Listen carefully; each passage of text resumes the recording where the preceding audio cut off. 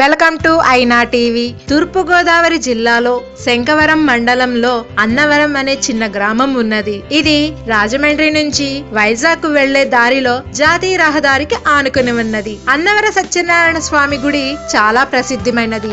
ఈ ఆలయం రత్నగిరి అనే కొండ మీద ఉంది. సత్యనారాయణ స్వామి ఆలయానికి కుడివైపున రామాలయం, విశ్రాంతి మందిరం, ఎడమ వైపున కళ్యాణ మండపం ఉన్నాయి. రామాలయం పక్కనే వ్రతాల మండపాలు, భోజనశాల ఉన్నాయి. అధిక సంఖ్యలో భక్తులు సత్యనారాయణ స్వామి వ్రతం చేసుకుంటారు కనుక గుడి చుట్టూ అనేక వ్రత మండపాలు ఉన్నాయి. అలాగే దూర ప్రయాణికుల కోసం కాటేజీలు ఉన్నాయి. కొత్తగా పెళ్లైన జంటలు తప్పక సత్యనారాయణ స్వామి వ్రతం చేసుకోవడం హిందూ ఆచారం.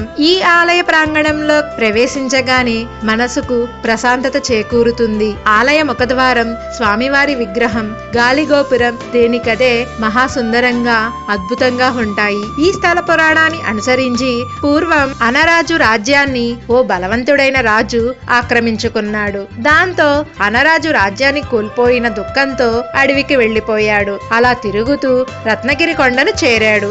అక్కడే ఉంటూ సత్యనారాయణ స్వామిని ఆరాధించసాగాడు. అనరాజు భక్తి భావనకు స్వామి సంతోషించి రారాజుకు కలలో కనిపించి, బాధపడకు, నీ రాజ్యం నీకు దక్కుతుంది అని చెప్పి సత్యనారాయణ స్వామి రత్నగిరి పర్వతారణ్యాల్లోకి వెళ్లిపోయారు. కొంతకాలానికి ఉండూరు సంస్థాన అధిపతి ఒక కల కన్నారు. రత్నగిరి కొండపై సత్యనారాయణ స్వామి ఆలయం కట్టించమని, దాని వల్ల మేలు జరుగుతుందని ఆ కల సారాంశం. ఆ అధికారి తనకు ఆ కల రావడంతో ఆంతర్యం ఏమిటా అని అనుకుని వెంటనే ప్రయాణమై రత్నగిరి కొండ మీదకు వెళ్ళాడు. ఆశ్చర్యకరంగా కొండ మీద సత్యనారాయణ స్వామి వారి విగ్రహం దర్శనమిచ్చింది. ఇక ఉండూరు సంస్థాన అధిపతి తాత్సారం చేయలేదు. వెంటనే రత్నగిరి కొండ మీద ఆలయం కట్టించారు. తనకు లభించిన విగ్రహాన్ని గుడిలో ప్రతిష్ఠించారు. అదే అన్నవర సత్యనారాయణ స్వామి దేవాలయం. స్వామివారి దేవాలయాన్ని దర్శించుకున్న వెంటనే వారి కోరికలు నెరవేరుతాయని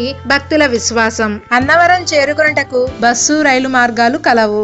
ఈ న్యూస్ మీకు నచ్చితే లైక్ చేయండి, మరి నచ్చితే షేర్ చేయండి. టూరిజం అప్డేట్స్ కోసం ఐనా టీవీకి సబ్స్క్రైబ్ చేయండి.